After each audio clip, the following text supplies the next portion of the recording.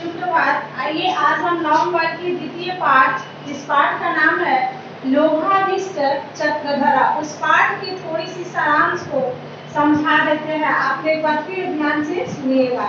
देखिए, किसी गांव में 4 ब्राह्मण पुत्र रहते थे। चारों में निर्धनता बहुत ज्यादा थी। चारों के परिवार में निर्धनता बहुत ज्यादा थी। तो चारों ने ये योजना बनाया कि क्यों ना हम अपने गांव को त्याग करके दूसरे देश में चले जाएं और वहाँ ढेर सारी धन कमाकर अपनी दरिद्रता को दूर करें। तो चारों ने जो अवंतिका नगर में चले गए। अवंती होता है जो उज्जैन का अभी नया नाम है। अवंतिका उज्जैन का पुराना नाम अवंती था। वहीं से उन्होंने चले गए, उज्जैन चले गए और वहां से जाकर के उन्होंने उज्जैन में शिप्रा नदी में स्नान किया। स्नान करने के बाद से महाकालेश्वर का दर्शन किया। जैसे ही दर्शन करके वो निकल रहे मंदिर से, तैसे ही भैरवानंद नामक योगी उनके पास आते हैं और उनको बाहर जाने का यानी अपने देश त्यागने का कारण पूछते हैं।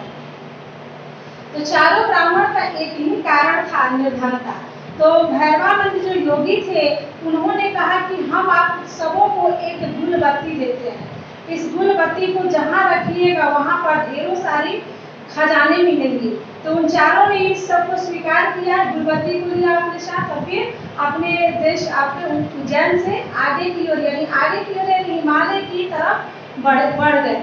जब कुछ दूर गए तो वो थक गए, तो गुलबत्ती को नीचे रखे तो देखे कि भाई जब गुलबत्ती को हटा के देखे तो वहाँ ढेर सारी तांबे की खजाना पड़ी थी। तो पहला जो ब्राह्मण पुत्र था वो सोचा कि अब मैं इसी को लेकर के अपना कारोबार शुरू करूंगा, मेरी दरिद्रता जो है दूर हो जाएगी। फिर वो अपने घर को आ गया। फिर कुछ दूर जाने के बाद से जब वहाँ से वो कुछ दूर जाते हैं तो वहाँ देखते हैं दूसरा व्यक्ति सोचता है, दूसरा ब्राह्मण पुत्र सोचता है कि अब हम अपना गुलबत्ती भी यहाँ गिराते हैं, देखते हैं हमको क्या मिलता है। तो उन्होंने जब देखा कि दूसरा जो ब्राह्मण पुत्र थे, उन्होंने जब गुलबत्ती गिराया तो वहाँ से जब देखा कि खजाने में क्या है, तो खजाने में वहाँ से ढेर सारे चांदी मिल गए। फिर उन्होंने दूसरा ब्राह्मण पुत्र ने भी क्या किया कि अपने घर की ओर चांदी को लेकर के चले गए। अब बारी तीसरे व्यक्ति की है, तीसरा ब्राह्मण पुत्र की है। तो तीसरा ब्राह्मण पुत्र ने कुछ दूर आगे बढ़ा तो उन्हें भी गुलबत्ती के रखने की जगह से सोना मिल गई। उन्होंने भी अपने सोना को लेकर के अपने घर को वापस आ गए। और अब बचा सबसे लोभी और सबसे कष्टदायक जो उसको मिलने वाला था।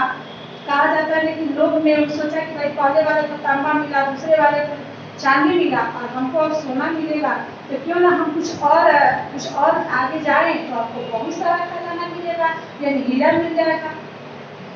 तो देखिए उनके मन में लोभ थी, इसलिए कहा जाता है कि लोभी नहीं बनना चाहिए। किस किस कारण से लोभी बनना चाहिए वो समय आने पर सब पता चल जाता है। लोभ को त्याग देना चाहिए, अति लोभी नहीं बनना चाहिए। हमको किसी कंपटीशन में बैठना हो उसमें लोभ करना चाहिए, लेकिन किसी का धन देख करके लोभ नहीं करना चाहिए, बहुत पाप होता है। तो चौथा व्यक्ति आगे बढ़ता गया, उसे संतुष्टि नाम की कोई चीजें नहीं पता था, वो संतुष्ट ही नहीं हो पाता था। तो वो क्या किया कि आगे बढ़ता गया और पूरे उज्जैन के नगरी को हिमालय की ओर जो चलती है उसको छोड़ दिया। फिर सुनसान इलाके में भरी हुई जो नदियां तालाब है सब सूखी पड़ी थी, पेड़ पौधे सब कुछ सूखे पड़े थे। उस जगह पे वो चला गया जहाँ कड़ाके की गर्मी थी और गर्मी से उसका हालत भी एकदम खराब हो गया था। उस जगह पर वो गया और देखा कि वहाँ एक व्यक्ति के सिर पे लोभ ग्रसित जो चक्र है वो घूम रहा था। तो उस व्यक्ति को जब चौथा ब्राह्मण पुत्र देखा तो बोला कि भाई, उसके करीब जाकर के बोला कि भाई आपके माथे पे ये चक्र कैसा घूम रहा है। तो देखिए उस जो चक्र घूमने वाला जो व्यक्ति था वो भी इसी की तरह लोभी था, इसलिए उसे वरदान दी हुई थी कि जब ये चक्र तब तुम्हारे सिर पर तब तक घूमेगी जब तक तुम्हारे तरह कोई दूसरा लोभी तुमसे ये ना पूछे कि भाई ये चक्र तुम्हारा सिर पे कैसे रखा गया। तो यही हुआ, चौथा ब्राह्मण पुत्र भी पूछ दिया कि भाई ये दशा तुम्हारी कैसे बनी है। तो फिर देखिए सहयोग की बात है कि वही चीज उसके सिर पे आ गया और वो पहला वाला जो व्यक्ति था जो बहुत दिनों से चक्रधर लेकर के घूम रहा था, लोभ का चक्रधर, वो मुक्त हो गया और चौथा ब्राह्मण पुत्र वहीं पे जाके अपना जीवन बिताने लगा। जीवन का यानी बहुत ही कष्टकारक दिन बिताने लगा। अब सोचिए जहाँ कोई अपना नहीं हो वहाँ का दिन कैसा होता है। ठीक है, तो देखिए कहानी है, कहानी तो खैर अच्छा लगा और आप लोगों को सीख भी मिली होगी कि इस कहानी से सीख ये मिलती है कि अति लोभी वर्जित है, यानी अति लोभी नहीं बनना चाहिए, लोभ को अपने जीवन से ही त्याग देना चाहिए। ठीक है, तो आइए इसके मौखिक प्रश्नों को देखते हैं। मौखिक प्रश्न हमारा कैसा है उसको भी हम लोग देख लेते हैं। ये हमारा मौखिक प्रश्न जो दिया है, अधोलिखितानां प्रश्नानां उत्तरम एक पदेन वदत, एक ही पद में उत्तर को बोलना है।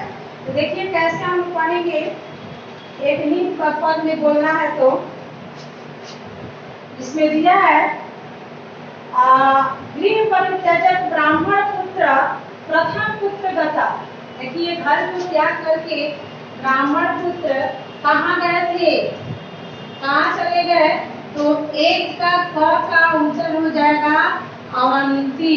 अवंती यानी जो उज्जैन में स्थित है, जहाँ ओमकारेश्वर का विशाल मंदिर है, यानी भगवान शिव का 12 लिंग है जिसमें उज्जैन का भी स्थान दिया हुआ है। अब दूसरा है हमें दिया हुआ है योगी भैरवानंद तान किम आपर्य। योगी भैरवानंद से कौन जो है क्या मांगा, तो सिद्धिवर्ती योगी भैरवानंद से सिद्धिवर्ती मांगा गया। अब है तीसरा जो दिया है गमे ताम्रस्य अनंतरम किम किम प्राप्तम। तांबे के बाद का अंतर जो हुआ किसे प्राप्त हुआ, क्या प्राप्त हुआ था, तो इसका हो जाएगा रजकम। रजकम यानी चांदी। तांबे के बाद जो प्राप्त हुआ था वो है चांदी। अब चौथा दिया है पृथ्वी ब्राह्मण खानित्वा किम अपश्यत। तीसरा ब्राह्मण पुत्रों ने जैसे ही उस गुलबत्ती को रख करके खोदना शुरू किया तो वहां पे क्या प्राप्त किया गया था, तो उसका हो गया स्वर्ण। स्वर्ण यानी सोना। अब अंगा में देखिए, अंगा में दिया है अति लोभाभिभूतस्य जनकस्य मस्तके किम भवति। कि अति जो लोभी पुरुष होता है उसके माथे पे क्या घूमता रहता है, तो चक्र। और वही चक्र किस चीज का, तो लोभ का। ठीक है, इसको भी हम बना लिए। अब है हमारा संधि विच्छेद। जो संधि विच्छेद आपको बनाइएगा और वो भी आपके पाठ्य पुस्तक में दिया है। ठीक है, संधि विच्छेद को आप लोग अपने पुस्तक से ही बनाएंगी और नहीं जो समझ में आएगा उसको हम बताएंगे।